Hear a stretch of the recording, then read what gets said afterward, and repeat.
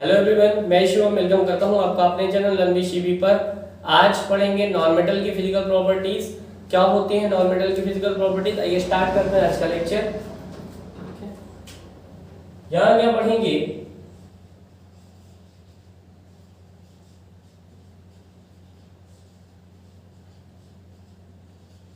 Physical properties किसकी पढ़ेंगे? Non metals की। फिजिकल प्रॉपर्टी किसकी पढ़ेंगे?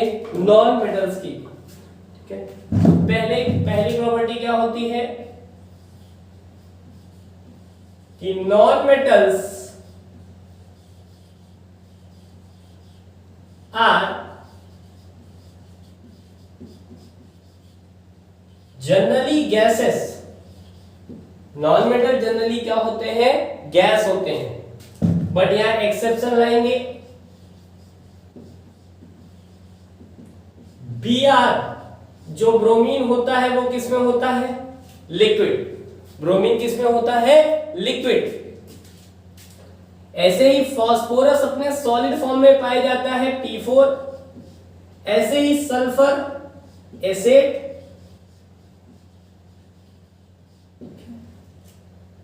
ये भी सॉलिड फॉर्म में पाया जाता है। तो मेटल्स तो जनरली क्या होते हैं?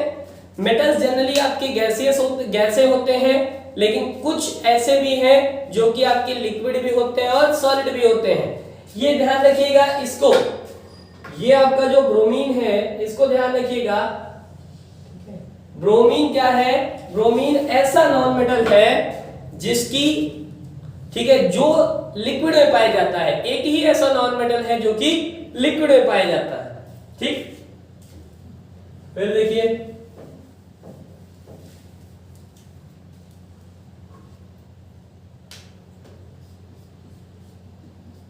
non-metals have tendency to form anion, negative ion. Non-metals have tendency to form anion। मतलब नॉन मेटल्स के पास टेंडेंसी होती है कि वो एनायन बना सकते हैं। एनायन का मतलब क्या होता है? एनायन का मतलब negatively charged ion, and non-metals have tendency to form anion and they are electronegative।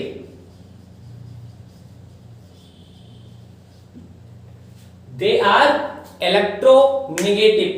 ठीक है, अब कोई पूछे कि कौन सा ऐसा एलिमेंट है जिसकी इलेक्ट्रोनेगेटिविटी मैक्सिमम होती है, तो आप लिखेंगे मोस्ट इलेक्ट्रोनेगेटिव एलिमेंट। वो कौन सा है? वो है F। इसका नाम क्या होगा? फ्लोरीन। इसका नाम क्या होगा? फ्लोरीन। ठीक है, अगला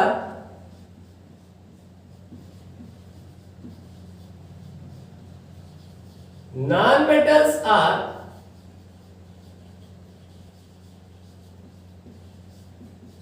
जनरली सॉफ्ट। नॉन मेटल क्या होती है? सॉफ्ट होती है। जनरली गैस ही होती है तो वो सॉफ्ट होती है।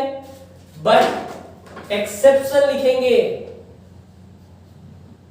एक्सेप्शन लिखेंगे डायमंड। डायमंड क्या है?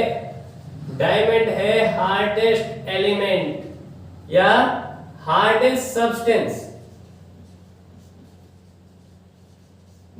डायमंड क्या है आपका? Hardest substance. ठीक है, तो जनरली नॉन मेटल्स आपके क्या होते हैं? जनरली नॉन मेटल्स आपके सॉफ्ट होते हैं। बट एक एक्सेप्शन में लाएंगे कि डायमंड, डायमंड क्या है? डायमंड आपका हार्डेस्ट सब्सटेंस है। डायमंड क्या है? Hardest substance. ठीक है, अगला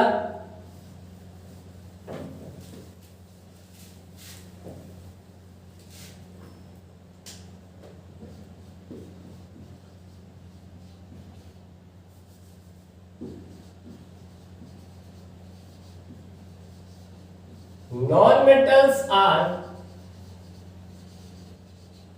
generally insulator। Non metals are generally insulators. Non metals क्या होते हैं आपके? इंसुलेटर्स होते हैं, मतलब उनसे इलेक्ट्रिसिटी पास नहीं कर सकती, ठीक है। बट एक्सेप्शन लाएंगे,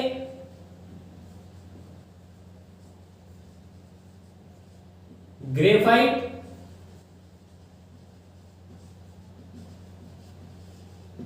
कार्बन फाइबर्स, ठीक है। कार्बन फाइबर्स आपने देखा होगा ना, नेट में यूज होता है, और ग्रेफाइट पेंसिल में यूज होता है, पेंसिल की नोक में पाया जाता है, ठीक है। ये सब एक्सेप्शन है, ग्रेफाइट और कार्बन फाइबर, इनसे आप क्या बना सकते हो?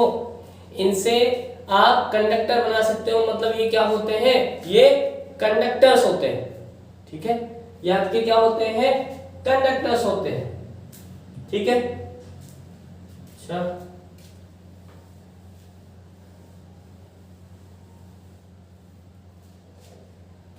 ठीक है।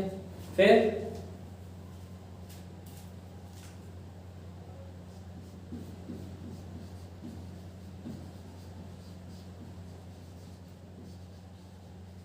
non-metals have low melting and boiling point। जो नॉन मेटल्स होते हैं उनकी मेल्टिंग और बॉइलिंग पॉइंट क्या होती है? लो होती है। नॉन मेटल्स की डेंसिटी क्या होती है? लो होती है। लेकिन फिर एक्सेप्शन आएगा कौन? डायमंड। डायमंड की डेंसिटी क्या होती है? हाई होती है। डायमंड की डेंसिटी हाई होती है, ठीक है। फिर oxides of non metal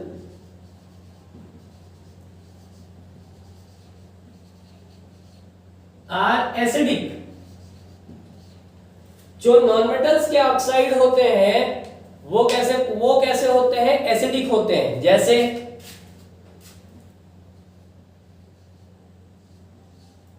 CO2, CO ये आपके क्या है? ये आपके एसिडिक है। लेकिन जो मेटल के ऑक्साइड होंगे वो क्या होंगे? वो आपके बेसिक होंगे। मेटल के ऑक्साइड क्या होंगे? आपके बेसिक होंगे।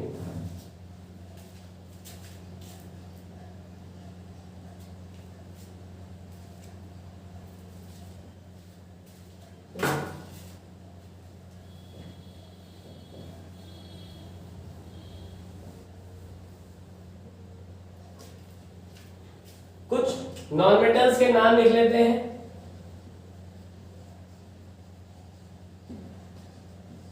जैसे ग्रेफाइट, डायमंड,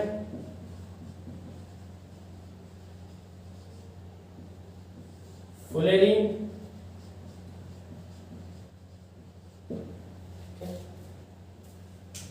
ये आपके सारे क्या हैं? ये आपके हैं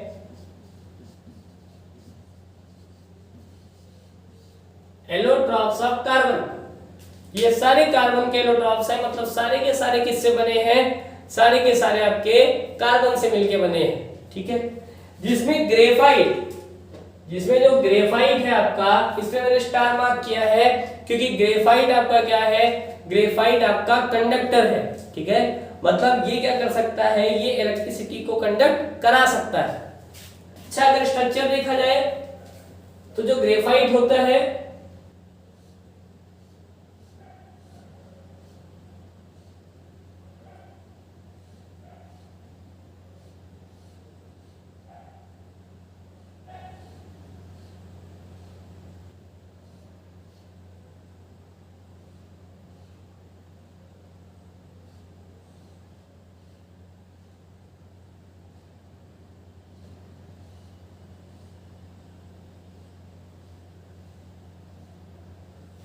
कुछ ऐसा स्ट्रक्चर होता है किसका?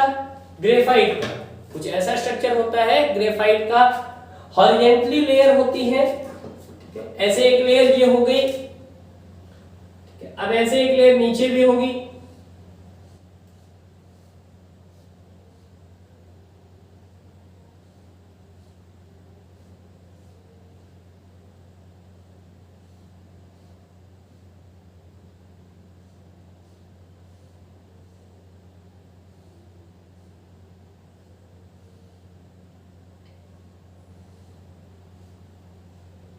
ठीक ऐसे।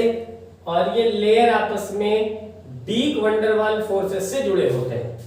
ये होता है ग्रेफाइट आपका, ठीक। और स्लिपरी होता है, आप चाहो यहां से इसको काट सकते हो, इसीलिए ठीक है।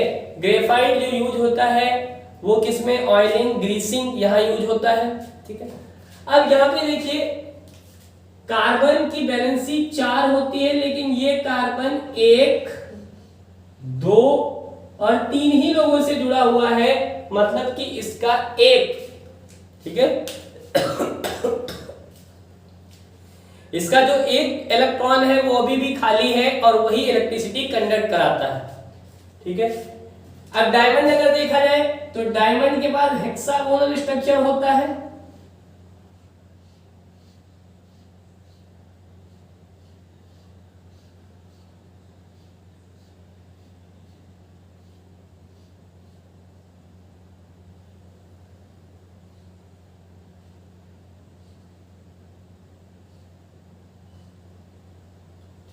कुछ ऐसा सॉलिड पैक स्ट्रक्चर होता है, 3D स्ट्रक्चर होता है इसका, ठीक है।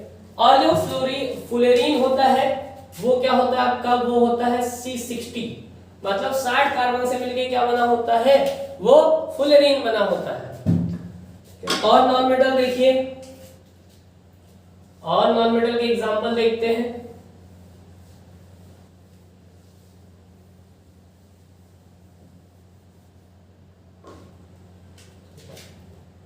Carbon, nitrogen, oxygen, fluorine, helium, argon, krypton, xenon, chlorine, bromine, iodine, P,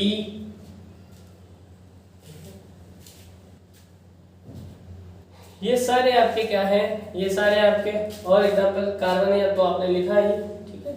ये सारे आपके क्या है, ये सारे आपके क्या है, आपके नॉन मेटल है, सारे आपके नॉन मेटल है, ठीक है। तो कुल मिला के आपने बेसिक प्रॉपर्टीज देखी।